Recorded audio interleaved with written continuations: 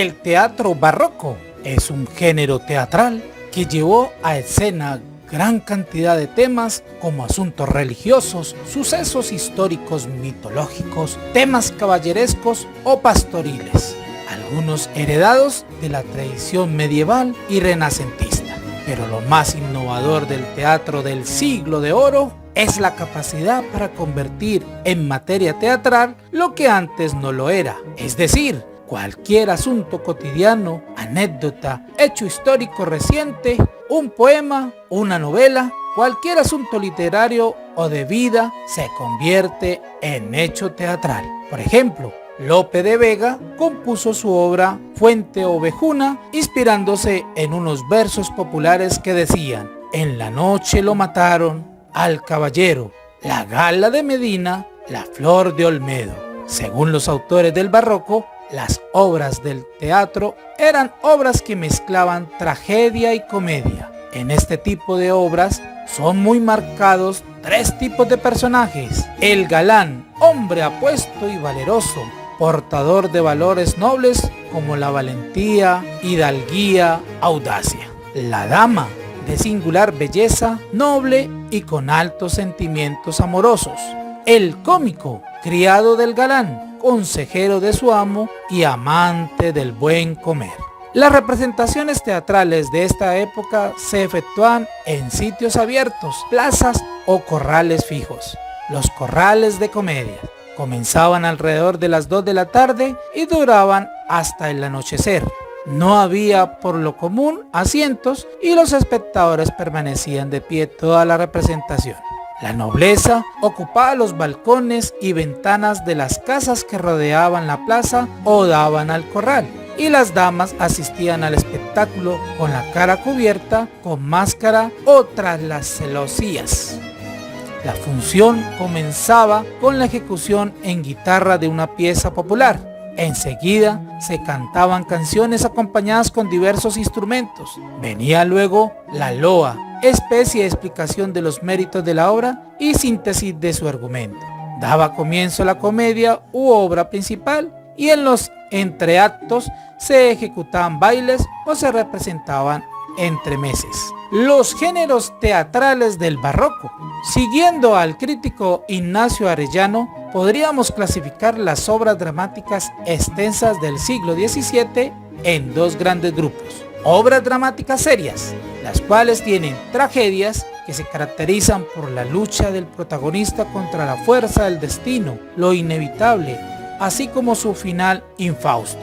A pesar de ello, resultaban atractivas para el público por su efecto de catarsis, la liberación del dolor con el sufrimiento de los personajes. También tenemos las tragicomedias. Tratan temas variados, casi siempre relacionados con el honor. Los elementos cómicos, a cargo del gracioso, se organizan en secuencias relativamente aisladas. También tenemos los autos sacramentales. Son obras religiosas cuyo asunto fundamental es la exaltación de la Eucaristía. Se caracterizan por el uso de la alegoría y por otra serie de convenciones. En segundo, tenemos las obras dramáticas cómicas, las cuales consisten en comedias de capa y espada, protagonizadas por caballeros. Tratan asuntos amorosos cercanos en el tiempo y en el espacio a los espectadores. Su inverosimilitud pretende sorprender al público. También tenemos las comedias de figurón. Es la trama característica de las comedias de capa y espada. Se inserta un protagonista cómico, figura central de la comicidad grotesca. Comedias palatinas. Son comedias de enredo, como las de capa y espada, con una acción situada en la lejanía espacial y o temporal. Sus protagonistas son nobles. También tenemos las comedias burlescas. Se solían representar durante el carnaval o el día de San Juan en las fiestas cortesanas. A menudo son parodias de comedias serias y su comicidad reside en la inversión de los valores del decoro, alegría por la deshonra, venganzas grotescas y humor verbal. El gusto barroco por lo teatral hizo que proliferaran piezas dramáticas breves que solían incluirse intercaladas en la representación de obras extensas, como los entremeses, Eran piezas jocosas de un solo acto. En unos predominaba la acción burlesca o de un asunto erótico. En otros, la presencia de personajes extravagantes. Algunos se centraban también en la experimentación con el lenguaje o con los recursos teatrales de vestuario, decorados, etc. Loas se utilizaban como introducción a la representación y con ellas pretendía ganar el favor del público y su silencio.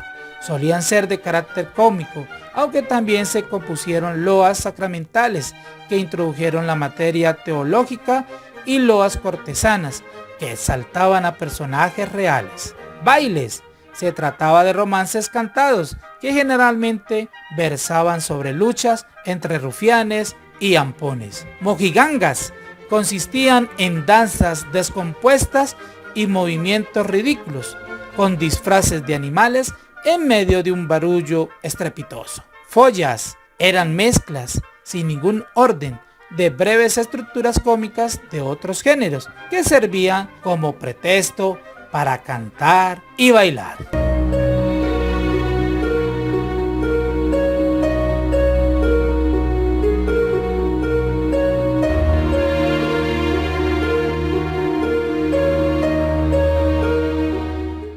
A diferencia del Renacimiento, la música no trata de servir más a la palabra, sino que la sobrepasa. Se impone el sistema armónico, es decir, vertical, porque las voces tienen una importancia diferente. Hay una principal y las demás sirven de acompañamiento armónico. Este se llama monodia acompañada y este acompañamiento lo realiza el bajo continuo.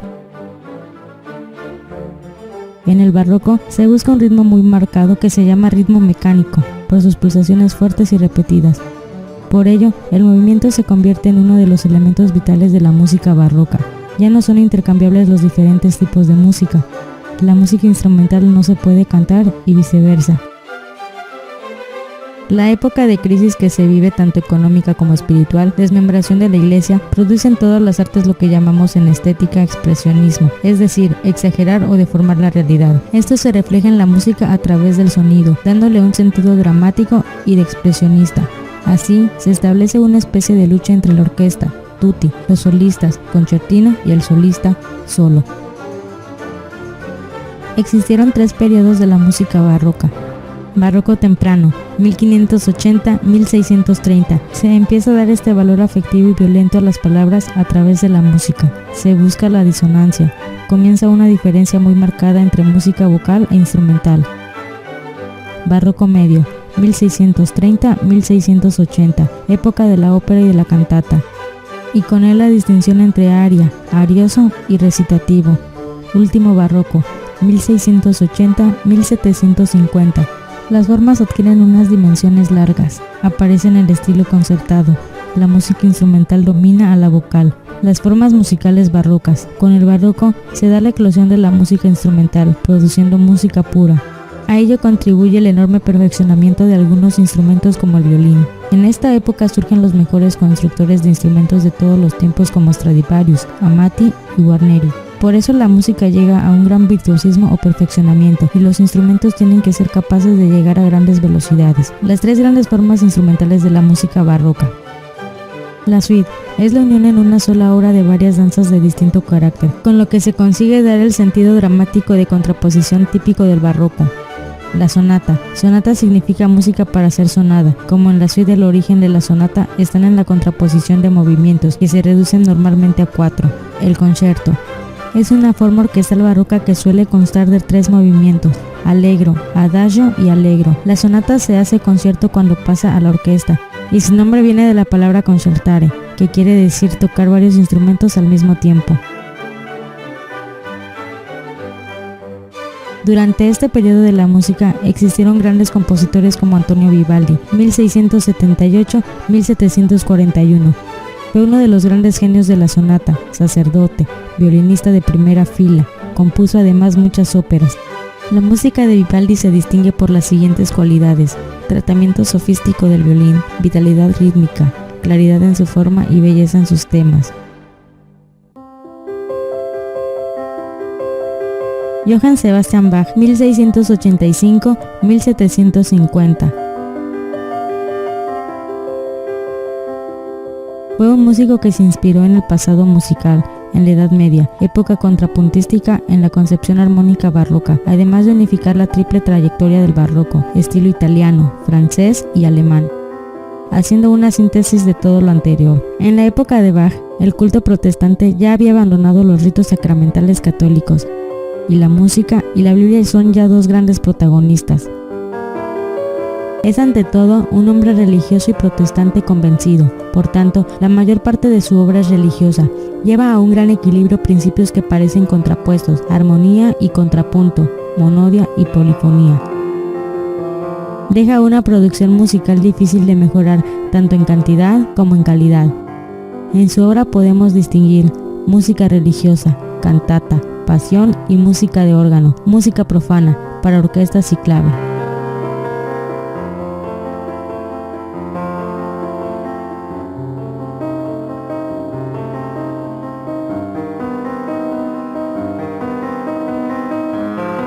Georg Philipp Telemann, 1681-1767, en la gran personalidad del último barroco alemán, que ofrece una música no tan dependiente de factor religioso, forma que hace evolucionar influenciado por el pietismo. En Telemann está presente la influencia francesa, lo que contribuye a dar a su música un carácter más alegre. Para él, la música es una forma de felicidad. A finales del barroco hay varias tendencias estéticas: el estilo galante francés desde 1730, el desarrollo en Italia de la ópera bufa, la sonata y la sinfonía, y el estilo sentimental alemán. Ellos conforman una suerte de preclasicismo.